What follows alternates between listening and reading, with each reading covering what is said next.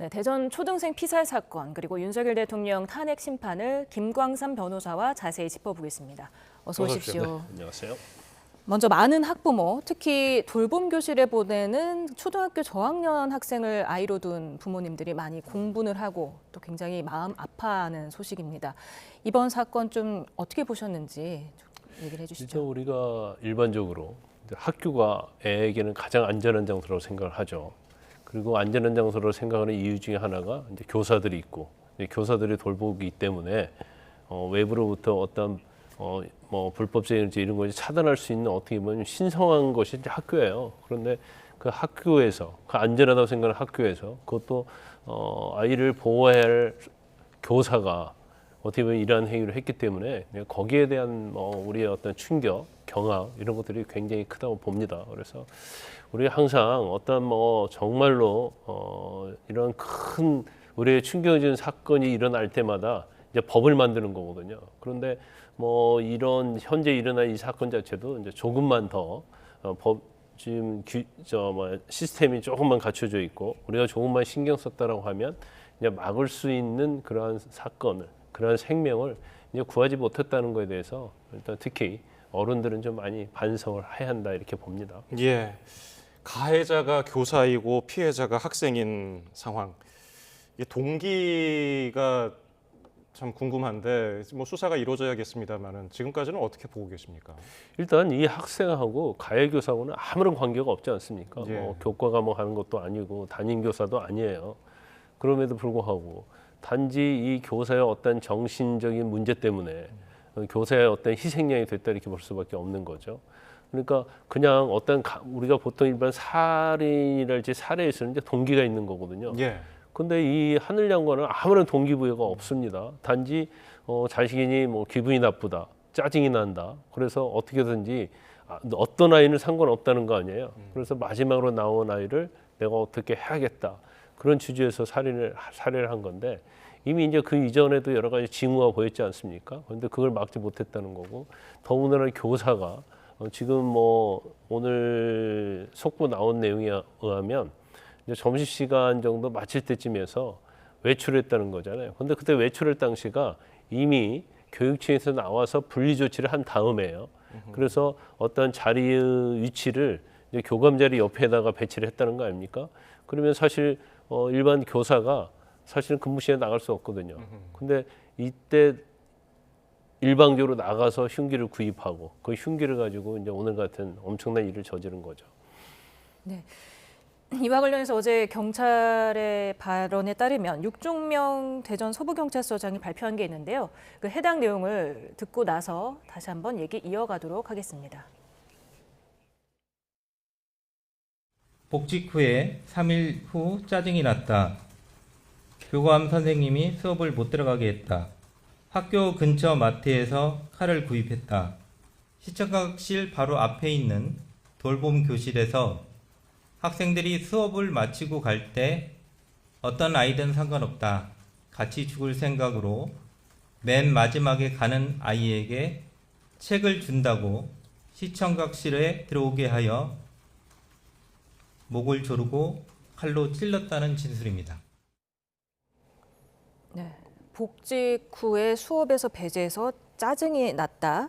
그리고 어떤 아이든 상관없이 같이 죽으려 했다. 맨 마지막 하교하는 아이를 노렸다는 건데 사실 맨 마지막으로 하교했다, 하원했다 이런 것들은 부모 입장에서는 굉장히 미안하기도 하고 아이한테 짠하기도 한 그런 상황 아니겠습니까? 그런 아이를 노렸다는 거예요. 그렇죠. 근데 이게 돌봄 교실이라는 것이 특히 절출산 정책의 일환으로 이제 상당히 많이 활성화를 시키고 있어요. 그런데 사실 맞벌이 부부가 아니다 할지라도 경우에 따른 애의 어떤 효과적인 교육을 위해서 돌봄 교실을 이용하는 경우가 많이 있겠죠. 근데 이제 하늘양은 그날 돌봄 교실이 끝나면 이제 미술 학원을 가기로 돼 있었다는 거 아닙니까? 그래서 미술관을 가는데 또 하늘양이 또 마지막으로 나왔던 걸 보여요. 그러니까 유인을 해서 책을 주겠다고 해갖고 이제 시청각실로 유인을 한 다음에 이제 거기서 이러한 끔찍한 범행을 벌인 거죠. 그런데 이 과정도 보면 사실은 돌봄실이 나왔잖아요. 그러면 미술학원 버스가 기사가 대기를 하고 있었는데 나오지 않았다는 거 아닙니까? 예. 그러면 이 시간 차이가 별로 없거든요. 그러면 이때 왜 나오지 않는가에 대해서 이제 뭐 찾고 어떤 행동이 들어갔어야 이제 그런 게 없었다는 거. 그 다음에 이 교사의 어떤 이상적인 행동들이 여러 가지가 있었기 때문에 이 교사를 상당히 관찰을 하고 이제 분리 조치를 했다고 하는데 우리가 생각하는 분리 조치가 그냥 뭐 교직을 수행하지 못하게 한다랄지 아니면 그날 이제 오전에 장학사 둘이 와가지고 뭐 직접 면담을 하지 않고요. 이제 간접적으로 교장과 교감을 통해서 면담을 했다는 거 아닙니까? 예. 그 문제가 있다고 해서 이제 분리 조치를 했다는 거죠. 그럼 분리 조치를 했으면 적어도 그날 정도는 뭐 조퇴를 하게 하든지 아니면 뭐 집에 와서 쉬면서 뭐 지금 질환 교원에 대한 심의위원회랄지 이제 그거 하기 전에 이제 잠정 조치가 있어야 하는데 단지 분리 조치를 해서 교감 선생님이 옆자리에 앉아 있으면 사실은 언제든지 관찰 대상이 될 수 있다 이제 그런 생각을 한 것 같아요. 그런데 이제 정신질환이 있는 경우에는 굉장히 행위가 돌발적이거든요. 그렇기 때문에 더군다나 뭐 교장이랄지 교감 선생님이 분리 조치했다 하더라도 하루 종일 이걸 관찰할 수는 없는 거잖아요. 이제 그러다 보니까 결국 중간에 빠져나와서 흉기를 구입하고 이제 이런 행위를 이제 저질렀다 이렇게 볼 수가 있습니다. 예. 이 가해 교사 정신질환 우울증이 있다면서 6개월짜리 휴직을 받았는데 6개월 채우기는커녕 3주 만에 복직을 했어요. 뭐 자세한 뭐 검토 없이 이렇게 복직한 건가 이거에 대한 의문이 그런데 아마 뭐 교원공무원법에 교육공무원법에 44조에 보면 말이죠. 이제 신체상 정신상 장애가 있는 경우에는 본인이 장기 휴직을 신청할 수 있어요. 예. 그러면 휴직에 대해서 명하게 되면 사실은 뭐 연휴가 뭐 원인이 아마 이 가해 교사 같은 경우는 정신적 이유로 휴직을 신청을 했겠죠. 그런데 이게 허가가 됐고 그다음에 이제 지금 뭐 어느 때까지 딱 6개월간의 휴직을 해야 하는데 아마 중간에 어떤 생각이 있었을지 모르는데 이제 정신과에서 소견서를 가지고 와서 이걸 내면서 내가 이제 교원으로서 어떤 직무를 수행할 수 있다 이렇게 하니까 이걸 이제 받아줬겠죠. 예. 그럼 결국 휴직 기간이 거의 6개월에서 21일 정도로 단축이 돼버린 겁니다. 그런데 정신상을 이유로 휴직을 했는데 이게 22일 동안에 이게 치유가 될 수 있는 상황은 아니잖아요. 그러면 이거에 대해서 사실은 검토를 하고 뭐 문제가 있으면 여러 가지 조치를 취해야 하는데 이제 정신과 의사 소견만 가지고 결국은 제가 볼 때는 이제 복직이 된 걸로 보입니다. 그래서 우리가 특히 일반적인 신체가 됐건 정신적인 이유로 어떤 휴직을 했을 때 복직을 할 때는 이제 복직 사유를 들어봐야 하고 그걸 면밀히 검토를 해야죠. 특히 정신과 질환 같은 경우에는 예. 이제 이제 그런 것들이 이루어지지 않았다는 거예요. 그러면 정신과 질환을 가진 이 가해 교사가 뭐 어떤 의사를 통해서 뭐 교직 업무를 수행할 수 있다 그런 소견서를 가지고 왔다고 한다면 사실 본인이 어떻게 보면 자주 가는 그런 정신과 의사일 수 있고 또 정신과 의사 자체가 판단을 잘못할 수 있어요.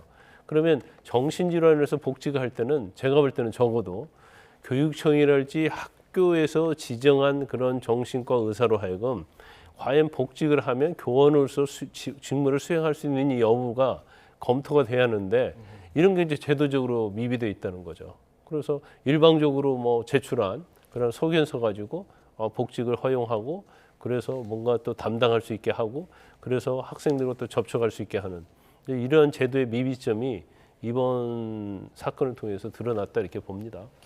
휴직을 하기 전까지 2학년 담임을 맡고 있었습니다. 근데 12월 9일이니까 이제 학기를 한 3주 정도 남겨둔 상태에서 휴직에 들어간 거예요. 그만큼 굉장히 뭐 자신의 상태가 심각했다고 느꼈던 건지 모르겠지만 3주 남겨놓고 휴직을 해놓고서 방학이 12월 30일부터 실질적으로 시작이 됐더라고요. 그러니까 방학 이틀째 되는 날에 급하게 복직을 한 겁니다. 시점이 굉장히 이해가 안 가는데요.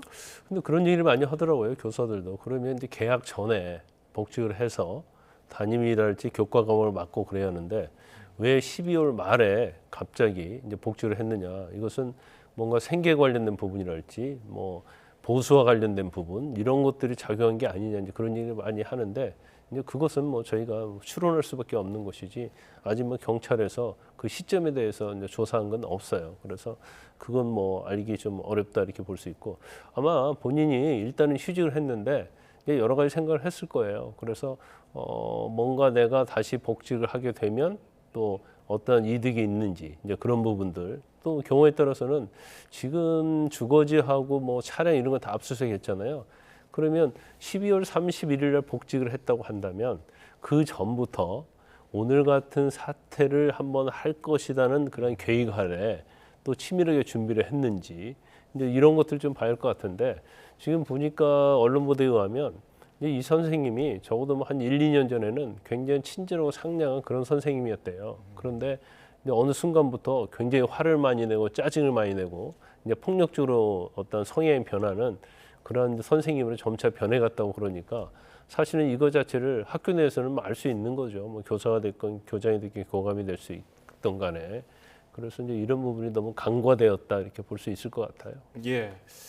앞서서 그 분리 조치 얘기를 해주셨는데 그 이유가 이제 지난 5일에 이번 달입니다. 5일에 컴퓨터를 파손한 일이 있었어요. 접속이 잘 안 된다면서. 그리고서 그 다음 날 6일에는 동료 교사가 말을 거니까 목과 손목을 강하게 붙잡으면서 위협했고 내가 왜 불행해야 하느냐 혼자 말을 했다는 거예요. 그로부터 4일 뒤 그러니까 이 사고가 발생한 10일 그 장학사 2명이 분리 조치를 권고해서 교감 옆자리로 배치한 건데 이게 뭐 결과론적인 얘기입니다만은 이런 좀 공격적인 행동을 계속해서 교사들에게 해왔는데 이게 조치가 안 된 게 참 아쉽습니다. 일단 뭐 5일은 이제 컴퓨터를 파손했다는 건데 이제 본인 교육과 관련된 업무 포탈 이제 사이트에 들어가서 하는데 굉장히 느리고 잘 안 됐던 모양입니다. 그러면서 접속이 안 되니까 이제 컴퓨터를 파손했다는 거고요. 그다음에 이제 그 교실에서 이제 혼자 있었다고 그래요. 그래서 동료 교사가 뭐 같이 퇴근을 하자, 그리고 뭐 대화 좀 하자 이런 식으로 권유를 했다는 거 아닙니까? 그랬더니 이제 갑자기 목과 손목 강하게 붙잡으면서 목을 헤드락을 이제 걸었다는 거고, 그러면서 내가 왜 불행해야 하느냐. 그래서 아마 이 문제를 가지고 이제 교육청에다가 아마 이제 여러 가지 조치에 대해서 뭐 신청을 했던 걸 보여요. 그래서 지금 사건 당일날 한 11시 정도 대전교육청에서 장학사 2명이 와서 이제 조사를 했다는 거죠. 조사를 하고 이건 문제가 심각하다고 해서 이제 분리 조치를 했는데 이제 분리 조치라는 것이 사실 뭐 그렇게 우리가 보통 뭐 성범죄와 관련되고 그런 분리 조치할 때는 피해자하고 가해자하고 완전히 분리를 하거든요. 예. 근데 그런 게 아니고 단지 자리 배치만 교감 옆으로 한 것이고 그 다음에 뭐 학생들과 어떠한 접촉 이런 거에 있어서는 이제 어떠한 조치를 거의 하지 않았다. 그러면 굉장히 폭력적인 성향을 보였지만 좀 안이하게 본 게 아닌가. 결국 교감 선생님 옆자리에 앉혀놓으면 뭔가 제어할 수 있고 관찰을 하면 뭔가 이 사람의 어떤 성향을 보면서 뭔가 막을 수 있다. 그러니까 별로 그렇게 심각하지 않다. 이런 또 생각을 했을 가능성이 크다고 봅니다. 네, 앞서 저희가 보도해드렸지만 그 교사가 무단 외출하면서 주방용품을 파는 데를 가서 흉기를 구입하고 차를 타고 다시 돌아오지 않았습니까? 네. 이렇다면은 사전에 계획한 범죄가 되는 겁니까? 처벌 수위가 어떻게 더 높아지는 당연히 겁니까? 계획된 범죄죠. 그러니까 우발적인 범죄라는 것은 둘이 이제 말다툼을 하다가 갑자기 뭐 화가 난다랄지 아니면 분을 이기지 못해서 그 자리에서 뭐 어떤 행위를 해가지고 범죄를 하면 우리가 우발적이라고 얘기를 하죠.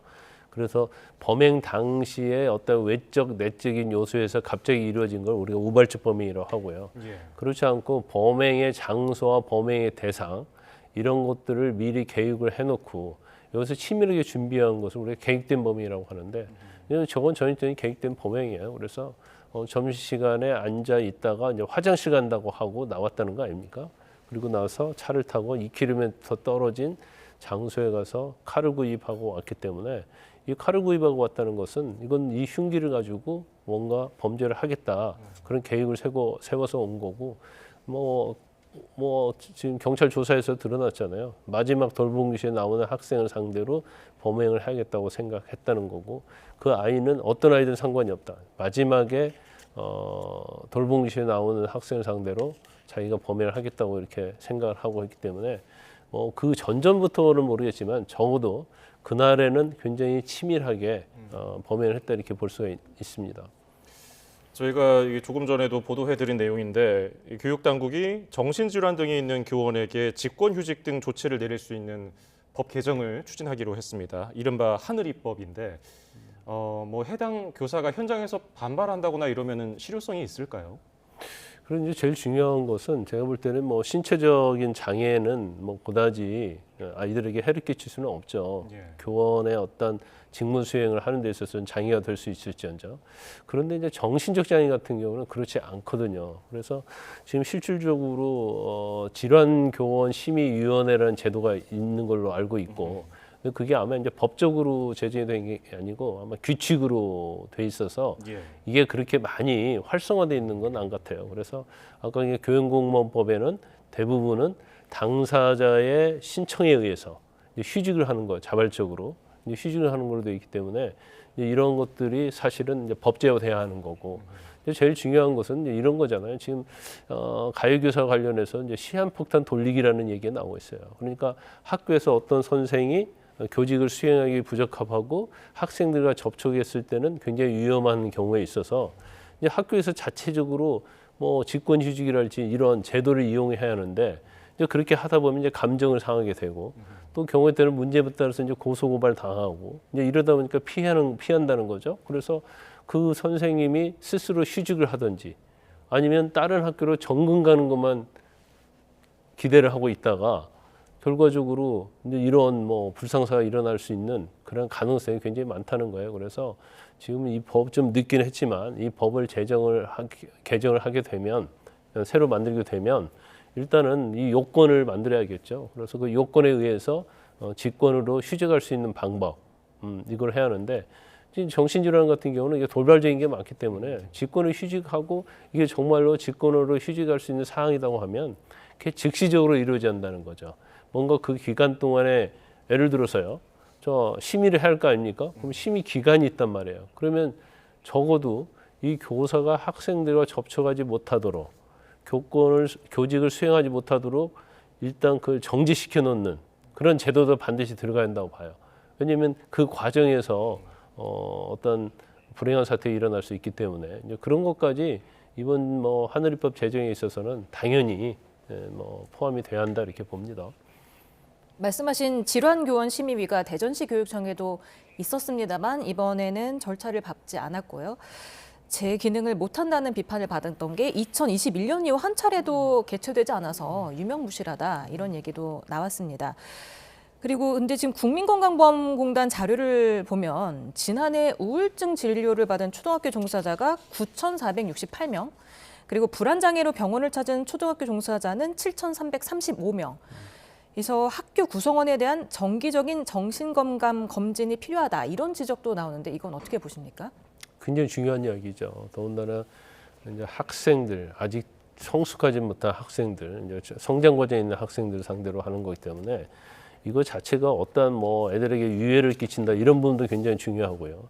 아니면 수업을 통해서 아니면 학생들과 접촉을 통해서 하는 행동 하나하나가 사실은 아이들에게 엄청난 영향을 미칠 수 있거든요. 그래서 다른 질환보다도 이제 정신질환은 굉장히 학교에 미치는 영향, 애들에게 미치는 영향이 굉장히 심대하다고 볼 수 있어요. 그래서 이제 그런 부분도 제가 볼 때는 교사에 대해서 어떤 정기적인 뭐 점검이랄지 아니면 뭐 이건 또 굉장히 또 교원도 반발할 수 있겠지만 어느 뭐 시점이 되면 정신과에서 한번 상담을 할 수 있게 하는 그래서 그거에 대해서 어떤 소견서랄지 그런 걸 받는 것들 이런 것들도 종합적으로 검토해봐야 할 문제다 이렇게 봅니다. 예.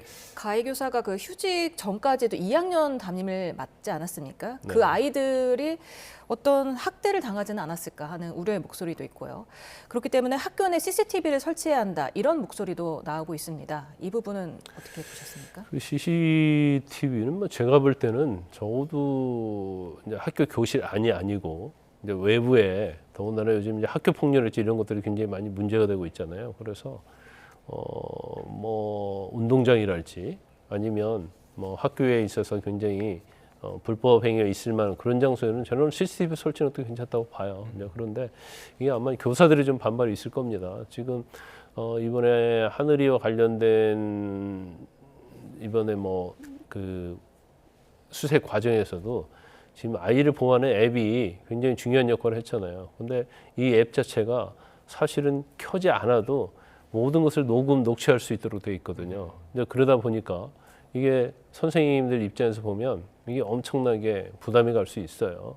그리고 경우에 따라서는 또 이 녹취로 해서 또 악용하는 사례도 있고, 그래서 단순히 이제 범죄 예방 차원에서 한다고 한다면 이 앱은 엄청나게 좋은 뭐 역할을 하고 있다 이렇게 볼 수가 있겠죠. 그렇지만 CCTV는 또 범죄 예방을 위한 측면도 있지만 또 한 측면을 보면 또 인권에 관한 문제가 있어서 그건 좀 신중하게 고려를 해야 한다 이렇게 봅니다. 예, 사회적으로 큰 충격을 준 사건이기 때문에 신상 공개 여부에도 많은 분들이 관심을 갖던데요. 어떻게 전망하십니까? 제가 볼 때는 뭐 신상 공개가 될 가능성이 크다 이렇게 봅니다. 왜냐하면 일단 이건 뭐 살인이기 때문에 강력 범죄에 해당이 되고요. 예.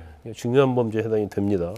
그다음에 이걸 또 알려야 할 공공의 이익도 있는 거고, 그것은 이제 재범의 위험성이랄지 이런 것들이 다 포함된다고 보이고요. 그다음 범행 수단도 굉장히 잔인하잖아요.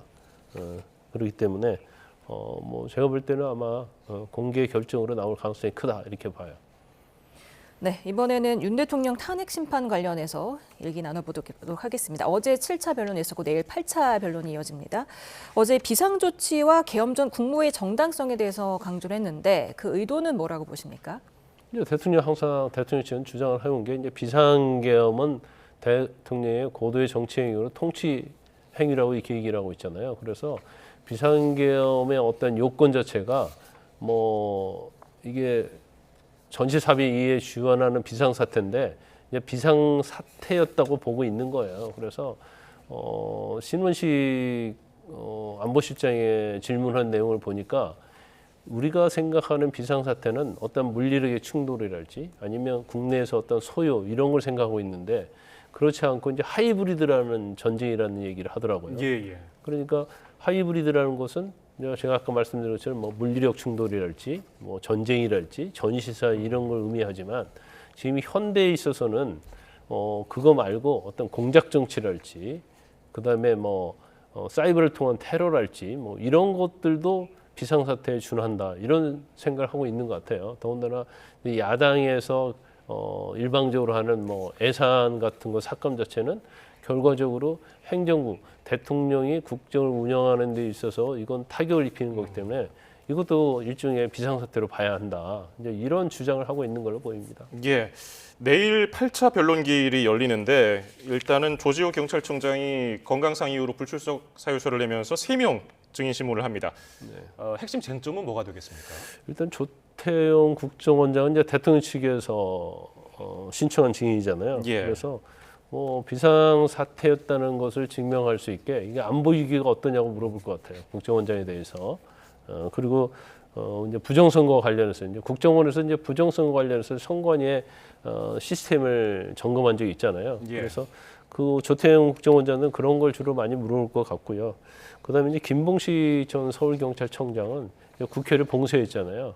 그리고 국회 봉쇄한 거, 그다음에 주요 인사 이제 체포주 운영과 관련해서 이제 그런 걸 물을 걸로 보이고, 그다음에 내일 가장 관심이 되는 사람이 바로 이제 조성현이에요.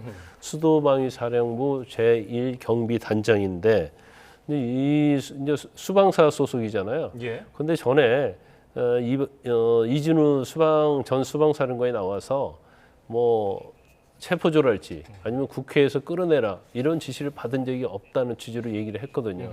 그런데 아마 이 조성현 경비단장은 이런 것들을 다 지시를 받았다 얘기를 하고 있기 때문에 이 조성현 경비단장은 헌법재판소에서 직권을 부른 증인입니다. 예. 그래서 아마 내일 이 조성현 경비단장의 증언이 가장 중요할 수 있다 이렇게 보면 될 것 같습니다.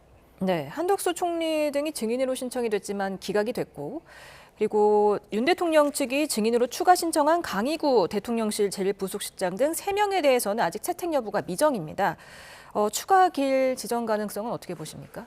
일단 이제 헌재에서 이제까지 어떤 심판을 진행하는 걸 보면 뭐 아마 추가 증인은 뭐 들어주지 않을 가능성도 있다 이렇게 보고요. 경우에 따라서는 뭐 1명이나 2명 정도 들어줄 수 있겠죠. 그러면 지금 헌재는 2월 말에 3월 초에 선고를 하겠다 그런 의중이 좀 있는 것 같아요. 그래서 일단 오늘 아마 평의를 할 겁니다. 어떤 거에 평의를 하냐면 변론기를 한두 번 더 갈 것인지, 그러면 선고기를 언제 정할 것인지, 그다음에 대통령 측에서 신청한 3명의 증인에 대해서 이걸 받아들일 것인지 말 것인지. 그래서 내일 8차 변론을 하면서 아마 변론기를 시작하기 전에 그런 부분에 대해서 변론기를 더 갈지, 그다음에 증인을 어떻게 더 뭐 채택을 할지 아마 이런 부분을 갖다가 얘기할 가능성이 커요. 문영배 권한대행이. 그래서 일단 내일 그런 것들이 다 결정될 거라고 봅니다. 그래서 아직 헌재에서 그 부분에 대해서 이제 미정이다고 얘기를 하고 있기 때문에 내일 심판 과정에서 아마 얘기할 가능성이 크다 이렇게 봐요. 그러면 이제 한두 차례 더 길이 간다 하더라도 지금 내일 목요일이지 않습니까? 그럼 다음 주 또 수목 정도. 그러니까 길어봤자 이제 수목 2번 정도 한단 말이에요. 그러면 다음 주에는 이제 대통령의 최후 진술이 들을 가능성이 크고, 그러면 그 다음 주 한 2주 정도 하면 늦어도 헌재에서는 이제 3월 초에 탄핵 심판의 인용 기각 여부를 결정할 가능성이 크다고 저는 그렇게 봐요. 내일 변론이 끝나면은 어느 정도 헌재 방향에 대해서 좀 명확해질까요? 아니, 내일 만약에 변론 기일을 종결을 하겠다고 하면 예. 그다음에 한 길 정도 정해서 대통령의 최후 진술을 들을 거예요. 그럼 최후 진술 들으면 그다음에 바로 선고로 가겠죠. 그래서 어떻게 보면 이제 내일 8차 변론에 있어서의 헌법재판소가 어떤 결정을 내렸느냐가 앞으로 선고 기일이랄지 이런 거에 있어서는 뭐 저희가 이제 가늠해 볼 수 있다 이렇게 볼 수 있습니다. 네, 윤 대통령 측이 오늘 변호사 3명을 추가로 선임을 해서 총 대리인단이 22명으로 늘었습니다. 자꾸 이렇게 추가하는 이유는 뭐라고 보십니까? 일단 뭐 지금 탄핵 심판 자체는 끝을 향해서 가고 있어요. 그래서 특별히 뭐 변호인이 들어온다고 해서 아마 최후 진술하고요. 최후의 어떤 변론 요지서를 제출하는 데 있어서는 이제 도움이 될 수 있겠죠. 그런데 이제 추가로 변호사들이 들어오는 것 자체는 어떻게 보면 약간 어떤 세력적인 거 그런 걸 보여주는 그러한 뭐 효과도 있을 거라고 봐요. 그래서 대통령의 변론을 하고자 하는 변호사가 이렇게 많다. 그런 모습을 좀 보여주는 게 아닌가 싶습니다. 근데 실질적으로 탄핵 심판에서 할 수 있는 것은 그다지 많지 않겠죠. 지금 뭐 변호사가 선임된다고 해서. 예, 알겠습니다. 오늘 말씀 여기서 줄이죠. 지금까지 김광산 변호사였습니다. 고맙습니다. 감사합니다.